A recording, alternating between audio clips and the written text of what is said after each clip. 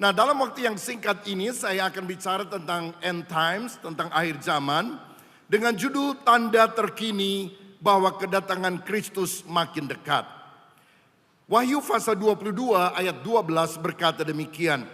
Sesungguhnya aku datang segera dan aku membawa upahku untuk membalaskan kepada setiap orang menurut perbuatannya. Kita sedang hidup di akhir zaman dan kita yakin tidak lama lagi Yesus akan segera datang untuk kali kedua. Aku datang segera. Itu yang Yesus sampaikan kepada kita para mempelainya. Tanda-tanda kedatangan Kristus makin nyata hari-hari ini.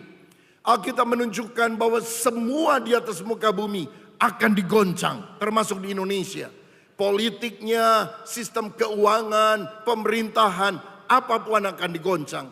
Dan langit juga akan tergoncang. Sehingga hanya ada satu kontras yang tidak pernah tergoncang sampai selamanya. Kerajaan Allah di mana Yesus menjadi raja selamanya.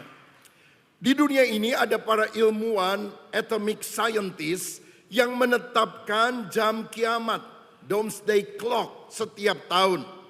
Dan menurut penelitian mereka, ini ditujukan untuk melihat seberapa dekat dunia dengan kehancuran karena perang nuklir, karena perubahan iklim, dan karena ancaman lain. Dan di tahun 2025 ini dia menetapkan bahwa jam kiamat sudah 89 detik menuju tengah malam. Ini berarti tidak lama lagi kiamat akan terjadi. Ini kiamat versi mereka. Tapi buat kita tidak lama lagi Yesus Raja di atas segala raja akan datang kembali. Nah, saya ingin tunjukkan ada 5 tanda terkini tentang kedatangan Kristus untuk menjadi Raja di bumi. Karena nanti sorganya bukan di langit, sorganya akan datang di bumi. Dan kita akan memerintah bersama dengan Yesus di bumi baru. Langit dan bumi baru akan turun ke tempat kita ada yang sudah dipulihkan oleh Tuhan. Tanda yang pertama, perang yang melibatkan Israel dan Rusia. Saudara tahu bahwa Alkitab menyatakan bahwa peperangan termasuk kerusuhan-kerusuhan, di dalamnya ada demonstrasi, penjarahan dan sebagainya, merupakan salah satu tanda akhir zaman. Matius 24 ayat 6 dan 7 berkata, kamu akan mendengar deru perang atau kabar-kabar tentang perang. Namun berawas-awaslah, janganlah kamu gelisah sebab semuanya itu harus terjadi, tetapi itu belum kesudahannya. Sebab bangsa akan bangkit melawan bangsa. Ini sebetulnya bicara tentang suku bangsa akan bangkit berperang melawan suku bangsa. Perang antar suku. Saya ingat Presiden Indonesia pertama Soekarno pernah berkata, perjuanganku sekarang lebih mudah karena aku melawan penjajah asing. Sedangkan perjuanganmu akan lebih berat karena engkau akan melawan bangsamu sendiri. Dan konflik horizontal itu sering kali terjadi bahkan di negara tercinta kita, Indonesia. Alkitab menubuatkan bangsa akan bangkit melawan bangsa, kerajaan melawan kerajaan, akan ada kelaparan dan gempa bumi di berbagai tempat. Saudara-saudara, kita melihat bahwa peperangan terutama yang tadi saya sebutkan, di mana Israel dan Rusia itu akan terjadi. Dan itu merupakan tanda yang menunjukkan kita makin dekat dengan kedatangan Kristus. Beberapa tahun yang lalu ketika Rusia menyerang Ukraina dan berperang, beberapa orang berkata, apakah ini tanda akhir zaman? Saya bilang perang secara umum merupakan tanda akhir zaman. Tapi kalau Yesus segera datang, rasanya belum. Kenapa? Karena Israel belum diotak-atik. Ini baru Rusia sama Ukraina. Tapi sekarang hanya dalam tempo yang tidak terlalu panjang, Israel sudah terlibat di dalam kancah peperangan. Dan melalui proksinya, Iran, Yaman, Lebanon, Rusia sebetulnya sudah memainkan peranan yang sangat besar. Beberapa hari yang lalu Perdana Menteri Houthi Yaman dibunuh oleh Israel. Dan ini akan menegangkan atau meningkatkan eskalasi peperangan di Timur Tengah. Kalau saya baca dalam Yeskiel 38 dan 39, Di sana ditunjukkan ada perang Gog dan Magog yang terjadi di zaman akhir. Dalam Kejadian, dalam Yeskiel 38 ayat kedua dikatakan, "Hai anak manusia, tujukanlah mukamu kepada Gog di tanah Magog, yaitu Raja Agung." Bahasa Ibrani yang dipakai adalah Ros, yang mengarah pada Rus atau Rusia. Negeri Meseh dan Tubal, dan bernubuatlah melawan dia. Ayat 5. Orang Persia, Ethiopia, orang Put menyertai mereka, dan semuanya dengan perisai dan ketopong. Orang Gomer dengan seluruh bala tentaranya, Betogarma dari utara sekali dengan seluruh bala tentaranya, banyak bangsa menyertai engkau.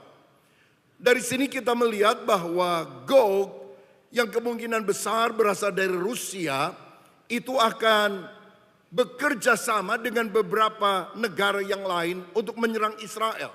Disebutkan Magog, Meseh, Tubal. Ini tampaknya negara-negara bekas jajahan Uni Soviet, misalnya Kazakhstan, Uzbekistan, Azerbaijan, dan sebagainya. Lalu dituliskan di dalam Alkitab ada Persia, itu adalah Iran. Gomer dan Betogarma adalah Turki, Syria. Kalau saudara melihat peta, maka di atas Israel ke sebelah utara itu langsung Turki. Kalau ditarik garis lurus itu ke Rusia.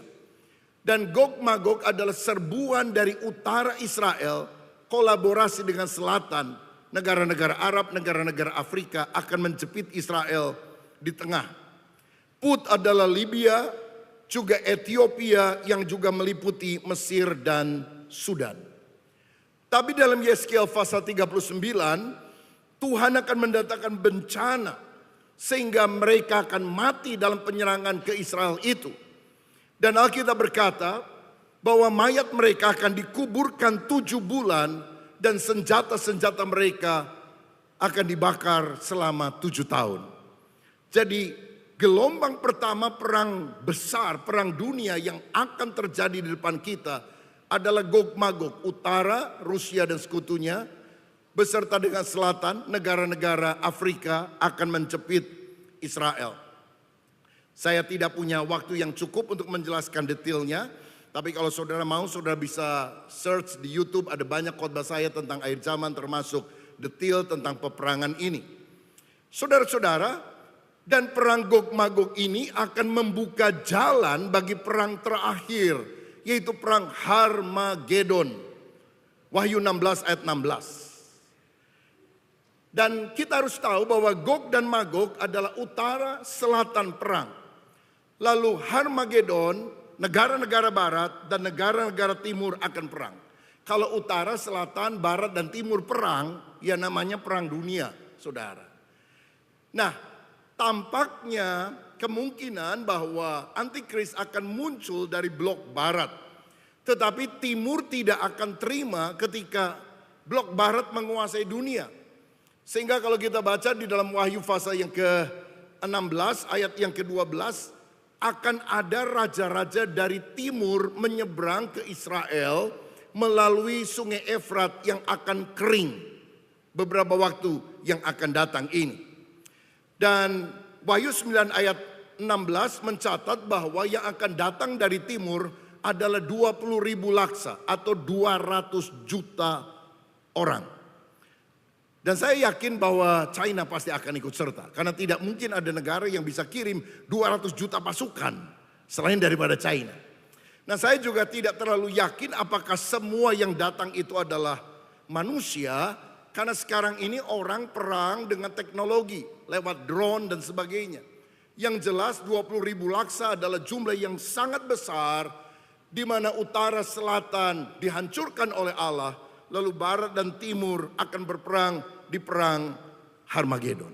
Di mana posisi Indonesia? Indonesia selama ini menganut prinsip politik non-blok. Bukan blok barat dan juga bukan blok timur. Dan saya merasa bahwa selama posisi itu dipertahankan dengan konsisten, relatif lebih aman, saudara. Tapi memang tampaknya Indonesia nggak terlalu jelas posisinya di mana. Sebab kalau dari timur menyerang, China menyerang, maka dia akan bawa sekutunya. Salah satunya Korea Utara. Kim Jong-un akan datang, saudara-saudara. Indonesia ikut yang mana? Nah, Indonesia kurang jelas karena ada yang bilang Indonesia itu kan bukan negara agama. Tapi Indonesia juga bukan negara sekuler. Jadi Indonesia adalah negara bukan-bukan. Bukan keduanya maksudnya, saudara. Tapi tampaknya hari-hari ini kan ada pertemuan di China, saudara. Dan setelah agak reda kerusuhan yang terjadi di Jakarta dan beberapa kota, Presiden kita sudah ada di sana. Karena ada Xi Jinping, ada Kim Jong-un, ada Vladimir Putin, dan banyak pemimpin negara yang lain. Yang ngambek satu, Donald Trump nggak diajak, saudara-saudara. Dan kelihatannya Indonesia kok mulai mengarah dari barat sekarang ke timur. Tetapi yang jelas semuanya akan berperang. Utara, selatan, timur, dan barat akan berperang. Kita berdoa supaya Indonesia mengalami pertolongan Tuhan. Dan kita berdoa supaya kutukan kepada negara perjanjian Tuhan dicabut. Sehingga damai sejahtera, kelimpahan, pemulihan terjadi di Indonesia. Tanda kedua adalah perkembangan AI, Artificial Intelligence atau kecerdasan buatan. Daniel 12 ayat 4 berkata bahwa pada akhir zaman pengetahuan akan bertambah. Salah satunya adalah penemuan AI beberapa waktu yang lampau yang bisa digunakan menjadi teknologi untuk mengontrol manusia. Saudara perhatikan, hari-hari ini Tesla sudah bisa membuat dengan kemampuan AI mobil tanpa supir dan ditiru oleh banyak negara-negara yang lain, terutama China.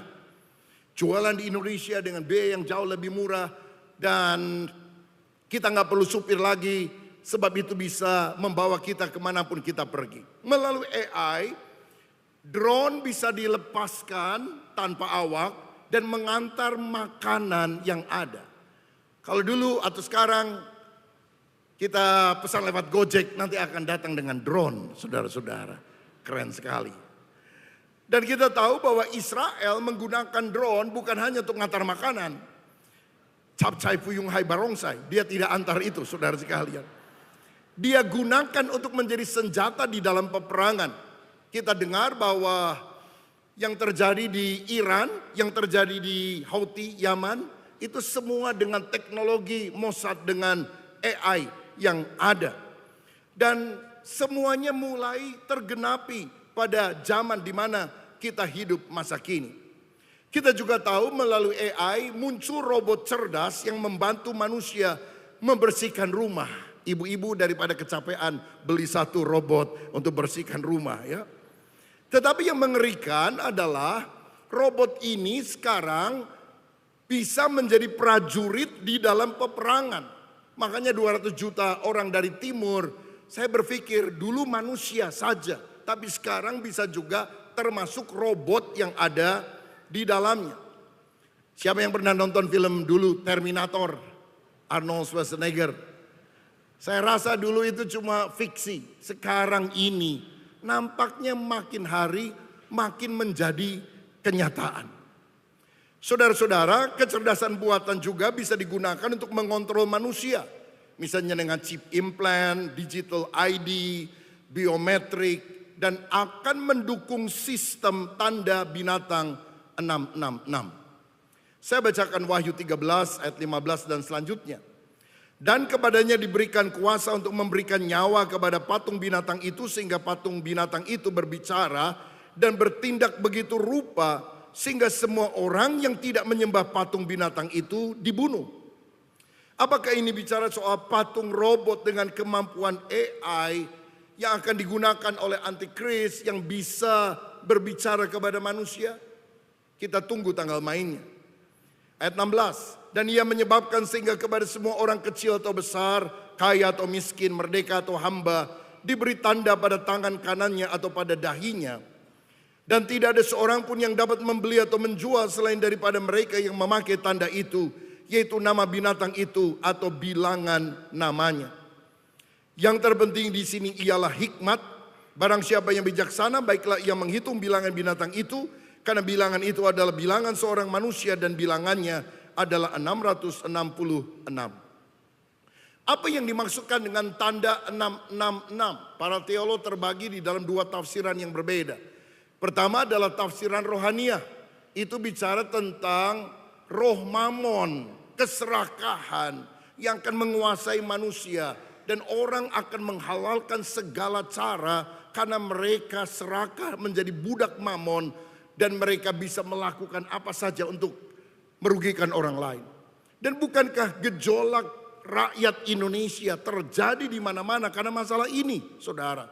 Segelintir elit politik mendapatkan keuntungan yang luar biasa, sedangkan rakyat makin dicekik oleh pajak yang makin meninggi. Bayangkan, minyak, bensin dioplos. Saudara pakai Pertamax atau Pertalite? Sama aja, saudara sekali. Sekarang beras dioplos. Minyak dioplos, beras dioplos, otaknya juga dioplos. Karena sudah pemikirannya itu adalah cuan. Tapi dengan cara yang tidak halal. Ini tafsiran rohani. Saya sebetulnya lebih cenderung ke arah itu. Tetapi kita lihat ada tafsiran secara hurufiah. Itu bisa merupakan chip implant atau AI yang akan ditanam di dalam kepala, pikiran, atau dahi, atau tangan manusia.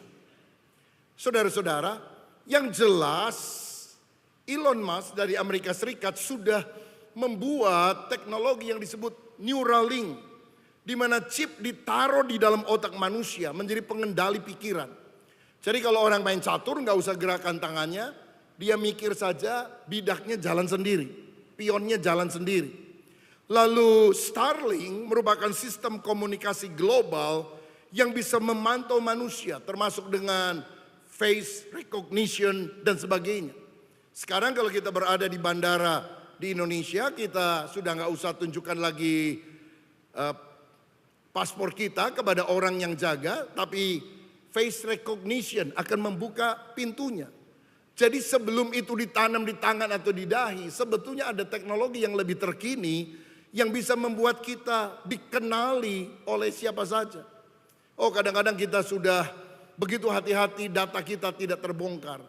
Tapi kita tahu bahwa data-data kita sudah ada di berbagai negara. Karena server besarnya bukan di Indonesia, saudara sekalian. Jadi nggak ada yang tersembunyi, kita mau tutup-tutupan juga, semuanya sudah terbuka pada masa kini. Perkembangan AI, pengetahuan yang bertambah, yang sekarang kita hidupi merupakan tanda kedatangan Kristus makin dekat. Yang ketiga, perjanjian damai sebelum aniaya besar terhadap Israel. Saudara, pada waktu Donald Trump menjadi presiden Amerika pada periode pertama 2017 sampai 2021, dia memindahkan kedutaan besar Amerika dari Tel Aviv ke Yerusalem 2018. Lalu kemudian pada masa itu dia menginisiasi apa yang disebut sebagai Abraham Accord, perjanjian Abraham. Ada perjanjian damai antara Israel, Amerika dengan Uni Emirat Arab, dengan Bahrain, dengan Sudan, Maroko. Yang intinya adalah orang-orang yang merupakan keturunan Abraham yang melahirkan tiga agama besar ini, Yahudi, Islam, dan Kristen, seharusnya berdamai, tidak bentrok satu dengan yang lain. Dan salah satu orang yang paling aktif mengusahakannya adalah Jared Kushner, yang adalah orang Yahudi yang adalah menantu daripada Donald Trump, yang menikahi anak Trump yang bernama Ivanka. Tampaknya pada periode kedua pemerintahan Trump ini 2025 sampai 2029, Abraham Accord ini akan dilanjutkan. Nah, saudara, untuk saya perjanjian damai adalah sesuatu yang baik. Daripada perang lebih baik damai. Tetapi Daniel 9 ayat 27 mencatat bahwa akan ada seorang raja yang membuat perjanjian itu menjadi berat bagi banyak orang selama 1 kali 7 masa. Akan ada perjanjian damai 7 tahun yang melibatkan Israel. Tapi pada pertengahan 7 masa itu 3,5 tahun, dia akan menghentikan korban sembelihan, korban santapan, dan di atas sayap kekejian akan datang yang membinasakan sampai pemusnahan yang telah ditetapkan menimpa yang membinasakan itu. akan muncul antikristus yang akan membuat perjanjian damai 7 tahun dengan Israel, tetapi 3,5 tahun pada pertengahan perjanjian itu, dia akan membatalkan korban santapan yang biasa dilakukan oleh umat Israel ketika bait Allahnya sudah ada. Dan kemudian penganiayaan yang sangat besar akan terjadi di atas muka bumi ini. Berarti saudara, sebelum terjadi perang-perang besar nanti di akhir zaman, akan ada waktu singkat untuk masa damai. 1 Tesalonika 5 ayat 3 berkata, apabila mereka mengatakan semuanya damai dan aman, maka tiba-tiba mereka ditimpa oleh kebinasaan seperti seorang perempuan yang hamil ditimpa oleh sakit bersalin. Mereka pasti tidak akan luput. Ketika semua orang bilang damai, tiba-tiba, suddenly, kebinasaan itu akan terjadi. Beberapa orang tanya kepada saya, Pak, apakah aman kalau saya sekarang pergi ke Israel? Saya bilang kalau mau pergi, pergi saja. Kalau mati di sana ya udah percaya Yesus masuk surga, saya bilang. Tapi tampaknya memang akan ada satu periode singkat di mana keamanan itu terjadi. Ya kadang-kadang ada bonus lah, Houthi nembak rudal beberapa biji begitu saudara. Mungkin saja itu terjadi. Tetapi ada periode perdamaian yang akan diinisiasi sehingga tampaknya perang Timur Tengah dan sebagainya akan berakhir. Tapi tidak akan lama.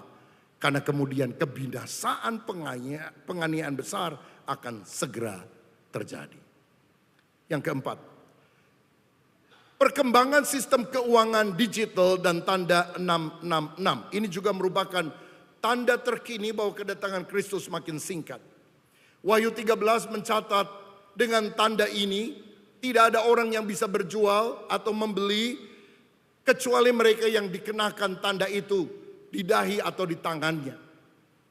Saudara, perkembangan central bank digital currency di mana pembayaran digital mata uang akan mengglobal, mata uang kripto dan turunannya akan mengglobal ke seluruh dunia, tampaknya bisa mengarahkan dunia pada sistem ekonomi global yang dikendalikan oleh sekelompok orang atau segelintir elit politik.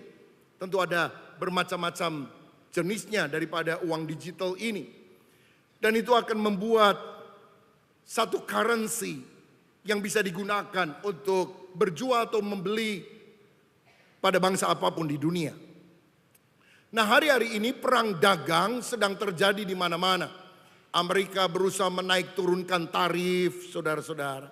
Tetapi bukan hanya perang dagang, perang teknologi yang hebat terjadi. Makanya nanti Harmagedon itu perang antara barat sama timur. Karena sekarang ini perang dagang sudah mulai barat dan timur. Perang teknologi juga barat dan timur. Ada ChatGPT, ada OpenAI dari Amerika Serikat. Tetapi China mengeluarkan saingannya, DeepSeek dan turunan yang lain. Yang jauh lebih murah, yang hebat, canggih, dan juga banyak yang gratis. Ini sebetulnya untuk menunjukkan siapa yang akan menjadi penguasa global pada waktu yang akan datang. Salah satu hal yang dibuat oleh beberapa negara hari-hari ini supaya mereka tidak tergantung dengan nilai tukar dolar Amerika adalah membentuk sebuah konsorsium negara-negara tertentu yang disebut sebagai BRICS. BRICS terdiri dari Brasil, Rusia, India, China, dan South Africa. BRICS. Indonesia merupakan negara pertama di Asia Tenggara yang juga bergabung di dalam BRICS ini. Dan itu menyebabkan Amerika blok barat sangat jengkel. Sehingga ada beberapa teori berkata mungkin ada beberapa orang dari barat yang mendalangi kerusuhan yang terjadi dan sebagainya. Nah, itu teorinya bisa beragam dan akan berkembang. Tetapi yang jelas saudara-saudara, persaingan antara dolar dan juga kurs yang lain itu akan makin menguat. Apakah akan segera ini diluncurkan dan Indonesia juga akan meninggalkan dolar Amerika dan masuk pada mata uang baru BRICS? Kita masih akan melihat hal ini di depan kita. Tapi yang jelas, persaingan dagang, perkembangan teknologi, penyatuan mata uang dunia, itu adalah sesuatu yang terjadi tampaknya pada masa hidup kita. Kalau dulu kita dengar khotbah tentang akhir zaman, oh masih jauh. Kalau sekarang itu dalam hitungan bulan, minggu, atau bahkan hari. Tek, tek, tek, tek, rasanya semuanya mulai digenapi di depan mata kita. Makanya kita harus bersiap sedia. Tanda yang kelima, bahwa kedatangan Kristus makin dekat adalah persiapan pembangunan bait Allah dan munculnya lembu merah. Bapak, Ibu, dan Saudara sekalian, kita tahu bahwa bait Allah didirikan oleh Salomo, anak daripada Raja Daud. Dan itu menjadi bangunan yang sangat megah sekali. Israel sebagai umat Tuhan dalam Alkitab sangat membanggakan bait Allah tersebut. Tetapi kemudian kita tahu bahwa Nebukadnezar dari kerajaan Babilonia menghancurkan Israel dan bait Allah pada tahun 586 sebelum Masehi. Dan akibatnya orang Israel ditawan 70 tahun ke Babilonia. Bait Allah itu hancur berantakan. Nah, memang kemudian setelah 70 tahun orang Israel kembali ke Kanaan, saudara-saudara. Dan kemudian mereka membangun kembali reruntuhan bait Allah. Menjadi bait Allah yang pertama, Salomo menjadi bait Allah yang kedua. Pada zaman sepulang dari pembuangan, ada tokoh seperti Zerubabel dan rekan-rekannya yang membangun kembali. Tapi bait Allah kedua ini kecil, sederhana, tidak mewah. Di kemudian hari ini diperluas jadi lebih besar dan megah oleh Raja Herodes. Sebetulnya bukan karena cinta Tuhan, tetapi karena dia punya alasan politik. Herodes itu bukan asli Yahudi, dia keturunan Edom. Dan untuk menarik simpati dari orang-orang Yahudi, dia membangunkan bangunan yang paling penting bagi orang Yahudi, yaitu bait Allah. Tapi tahun 70 Masehi ini dihancurkan oleh Jenderal Titus dari Roma. Dan sejak saat itu Israel terserak diaspora ke seluruh dunia. Dan tampaknya tidak mungkin balik lagi sebagai sebuah negara yang bersatu. Yang disisakan apa, saudara? The Wailing Wall, tembok ratapan, sisa dari bangunan besar bait suci yang kedua yang didirikan oleh Herodes. Ini dulu dikuasai oleh Yordania, tapi kemudian direbut oleh Israel dalam perang 6 hari. Dulu panglima perang Israel namanya Moshe Dayan, itu jenderal yang matanya satu, saudara sekalian. Jadi katanya ada perundingan damai zaman itu antara Israel dengan Raja Hussein. Dia bilang, Moshe Dayan bilang, bagaimana kalau kita bagi dua saja tembok ratapan ini? Bagi dua gimana? Kami dapat temboknya, Anda dapat ratapannya. Dan tentu saja Yordania tidak mau, saudara sekalian. Tembok ratapan adalah tembok bagian luar dari tembok yang mengelilingi bait Allah. Dan itu yang ada sisanya pada masa kini. Nah, pada abad yang ke-7 orang-orang Arab datang. Dan pada waktu dinasti Umayyah beragama Islam datang, maka mereka mendirikan masjid Dome of the Rock di bekas bait Allah dulu. Jadi saudara tahu bahwa orang-orang Arab baru datang abad 7 setelah Masehi. Orang Israel melalui Raja Daud telah menetapkan Yerusalem sebagai ibu kota Israel lebih kurang 3.000 tahun yang lalu. Jadi kalau lihat data sejarah kita tahu siapa yang lebih awal di sana. Nah, saudara-saudara, abad ke-20 ini Israel tiba-tiba kumpul kembali dari berbagai negara di dunia. Dan 14 Mei 1948 mereka menyatakan kemerdekaan.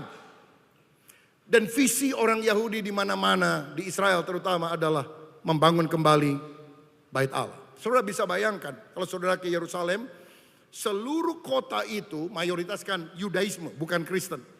Tetapi di pusat kota itu bangunan yang paling penting sekarang adalah masjid. Pada dulu adalah bait Allah. Itu sebabnya bagi orang Yahudi ketika mereka lahir dari sejak kecil, Mereka punya satu visi, bait Allah itu harus dibangun kembali. Pertanyaannya, apakah masjidnya harus dirobohkan? Wah, ini akan menjadi perang dunia yang sangat hebat. Dan kita termasuk di Indonesia akan mendapatkan imbasnya tentunya karena hal tersebut. Nah, tetapi kalau saya baca 2 Tesalonika 2 ayat 3 dan 4 dikatakan, janganlah kamu memberi dirimu disesatkan orang dengan cara yang bagaimanapun juga, sebab sebelum hari itu haruslah datang dahulu murtad dan haruslah dinyatakan dahulu manusia durhaka yang harus binasa, yaitu lawan, anti-Kristus, yang meninggikan diri di atas segala yang disebut atau yang disembah sebagai Allah. Bahkan ia duduk di bait Allah dan mau menyatakan diri sebagai Allah. Jadi antikris dikatakan akan masuk ke bait Allah, duduk di bait Allah dan minta disembah sebagai raja. Artinya bait Allahnya kan mesti dibangun dulu sebelum antikris bisa masuk kembali ke sana. Saudara tahu ada satu lembaga di Yerusalem namanya The Temple Institute yang mempersiapkan peralatan-peralatan ibadah di bait suci, pelatihan para imam, sehingga ketika bait Allahnya dibangun, mereka sudah siapkan semua peralatan dan semua imam-imam yang akan melayani. Jadi persiapannya sudah sangat matang untuk hal tersebut. Bagi kita orang Kristen, walaupun kita percaya bait Allah itu akan dibangun kembali, menurut hemat saya, pada waktu Yesus mati, tirai bait Allah itu terbelah dua, saudara. Sehingga orang bisa masuk langsung berjumpa dengan Kristus tanpa harus melalui korban bakaran para imam dan sebagainya. Buat kita, bait Allah adalah tubuh kita yang telah dikuduskan oleh darah Yesus. Jadi saya sebagai orang Kristen tidak akan bilang saya dukung pembangunan bait Allah. Karena menurut saya ini akan kembali pada sistem perjanjian lama. Tapi apakah ini akan terjadi? Ya, itu akan terjadi karena Alkitab mencatatnya. Buat kita nggak apa-apa, ini urusan orang Yahudi bangun bait Allah kembali. Tapi kita harus beritahukan bahwa bait Allah sesungguhnya adalah kita yang sudah ditebus oleh darah Yesus. Sehingga kita punya akses penuh untuk berjumpa dengan Raja segala Raja, dengan Tuhan kita dimanapun kita berada. Nah saudara sekalian, menurut Alkitab bait Allah itu didirikan di tempat pengirikan ornan, 2 Tawari 3 ayat 1. Di atas mata air Gihon, 1 Raja-Raja 1 ayat 33. Di Dome of the Rock tidak ada mata air. Jadi di mana lokasi persisnya? Wahyu 11 ayat 1 dan 2 mencatat.